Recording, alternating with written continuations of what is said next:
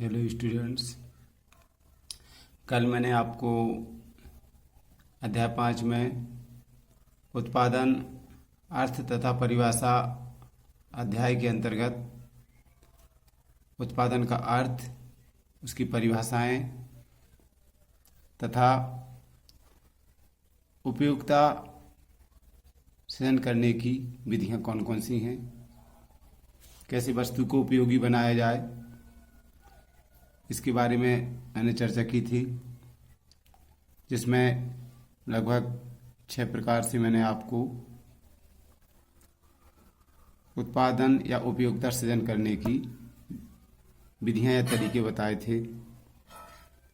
बच्चों, आज हम नए टॉपिक पर चर्चा करते हैं,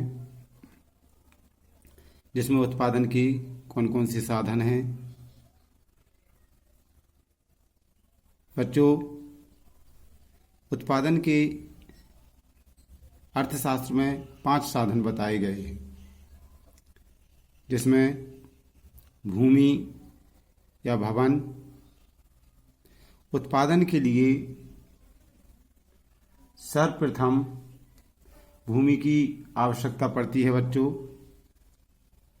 साधारण अर्थ में भूमि से हम जमीन तथा उसकी ऊपरी सतह से लेते हैं, लेकिन अर्थशास्त्र में भूमि से मतलब प्रकृति द्वारा प्रदत्त समस्त सारी वस्तुएं प्रकृति द्वारा जो हमें प्राप्त होती हैं, जो मुक्त रूप से होती हैं या फ्री कहा जाए, उनसे है। मतलब एक कि प्रकृति द्वारा प्रदत्त समस्त निःशुल्क उपहार जो अर्थशास्त्र में भूमि की श्रेणी में आते हैं, जैसे जंगल, पर्वत, नदियां, पठार, धूप, खनिज, हवा, जंगल, ये तमाम जो होते हैं सभी अर्थशास्त्र में भूमि के अंतर्गत आते हैं। क्योंकि भूमि उत्पादन का एक निष्क्रिय साधन होता है, लेकिन फिर भी इसे उत्पादन का मौलिक साधन माना जाता है। दूसरा साधन जो है श्रम। अर्थशास्त्र में श्रम उत्पादन का महत्वपूर्ण साधन होता है। श्रम के बिना किसी भी प्रकार का उत्पादन संभव नहीं होता है। श्रम 2 प्रकार से होता है, एक शारीरिक श्रम, दूसरा मानसिक श्रम।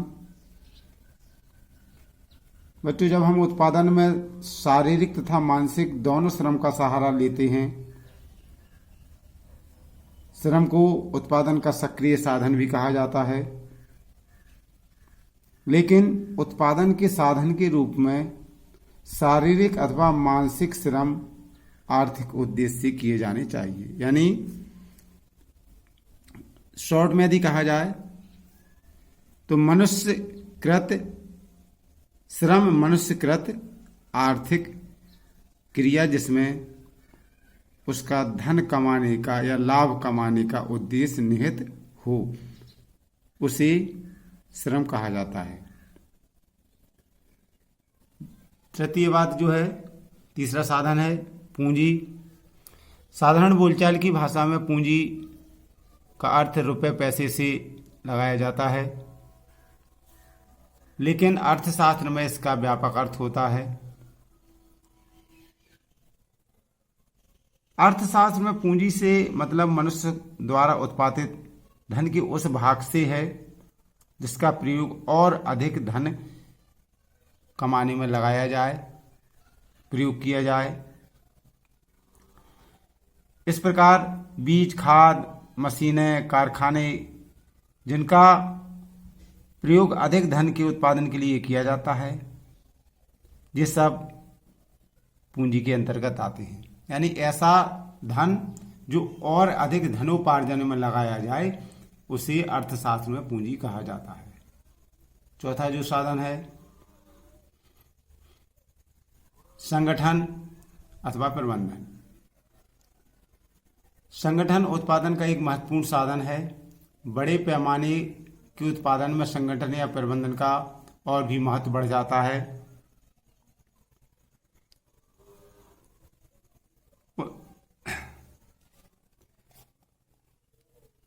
भूमि,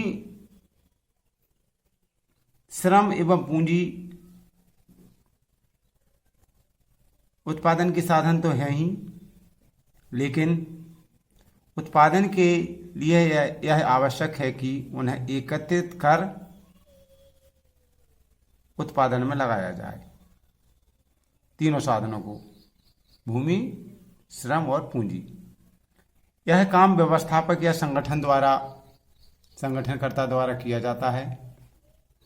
इस प्रकार इन तीनों को एकत्रित कर उनमें आपस में समन्वय स्थापित करने का काम व्यवस्थापक या संगठनकर्ता का होता है। पांचवा जो साधन है साहस, उद्यम या व्यवसाय। बच्चों, उत्पादन का कार्य जोखिम से भरा होता है। जो इस जोखिम को वहन करता है उसे साहसी कहा जाता है। क्योंकि विभिन्न कारणों और विशेषकर भविष्य की अनिश्चितताओं के चलते उत्पादन में घाटा भी हो सकता है, या ये ऐसा कहा जाए कि उत्पादन का कार्य जोखिम भरा होता है और जो इस जोखिम को सहन करने की क्षमता रखता है, वहन करने की क्षमता रखता है, उसे साहसी कहा जाता है। इस प्रकार आधुनिक समय में उत्पादन के जोखिम को वहन करने के लिए साहसी की भूमिका बहुत बढ़ गई है। इस प्रकार साहस उत्पादन का एक महत्वपूर्ण अंग माना जाता है। तो बच्चों, आज आपने देखा कि उत्पादन के कौन कौन से साधन हैं, इस बारे में हमने चर्चा की।